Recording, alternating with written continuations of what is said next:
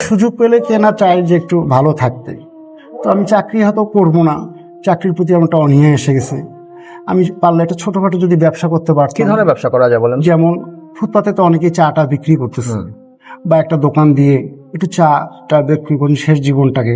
যদি আমি এভাবে পারতাম তাহলে করতাম। এই রিক্সা চালাতে গিয়ে কখনো দুর্ঘটনার শিকার হয়েছেন কিনা? জি, আমি একবার 27 নম্বরে দাঁড়িয়েছিলাম, অনেক রোদ ছিল সেদিন। হঠাৎ একটা সিএনজি এসে আমার ওই বামের এক্সেলে লাগাই দিয়ে আমাকে উল্টাই দিয়ে চলে গেল। আমি গাড়ির নিচে, কয়েকজন লোক আসলো, আমি অনেক জায়গায় ইনজুরি হয়েছিল আমার, আমি ছিলে টিলে গেছিলো, এই যে অনেক জায়গায় ছিলে গেছিল। কিন্তু আমার সবচেয়ে দুঃখজনক ঘটনা হচ্ছে, যদি সিএনজিওয়ালাটা দাঁড়ায় আমাকে একটু হেল্প করতো তাহলে আমি মন থেকে অনেক খুশি হলাম। সে টেনে চলে গেল, এটাই সবচেয়ে একটা খারাপ ব্যাপার।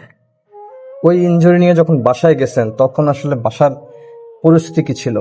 তারা আমাকে দেখে, আমার রক্তাক্ত অবস্থা দেখে, আমার শার্টটার ছেঁড়া দেখে তারা হাউমাউ করে কাঁদতেছে। আমি কান্নার কিছু নেই, আমি রাস্তায় এরকম দাঁড়িয়েছিলাম, আমাকে হঠাৎ একটা সিএনজি ধাক্কা দেয়, আমি এই জন্য একটু রক্ত দিচ্ছি, তোমরা টেনশন করো না।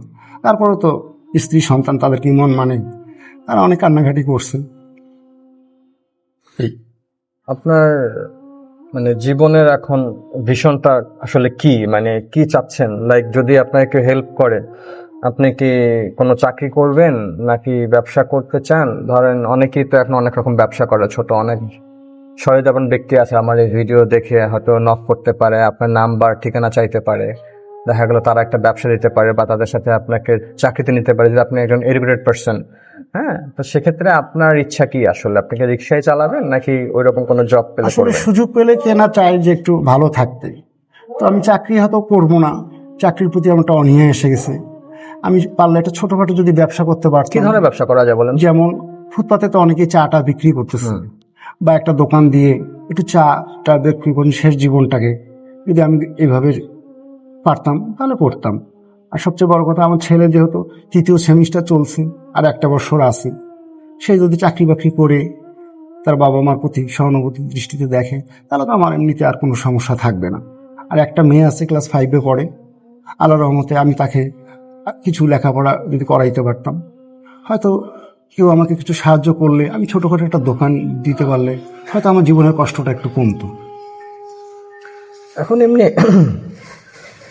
ধরেন এই যে জীবনের সুখ বলে মানুষ, শান্তি বলে, এই সুখ শান্তির মানে ব্যাখ্যাটা আপনার কাছে আসলে কি?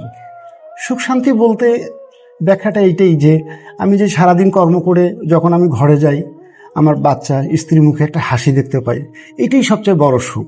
আর আমার রাত্রে খুব ঘুম খুব সুন্দর হয়।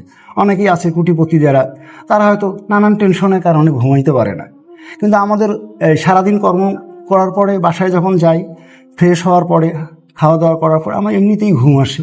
আল্লাহ দিলে সুন্দর সারা রাত ঘুম হয়, ফজরের দিকে উঠি। এইটাই আমার চাওয়া, আর কিছু নেই।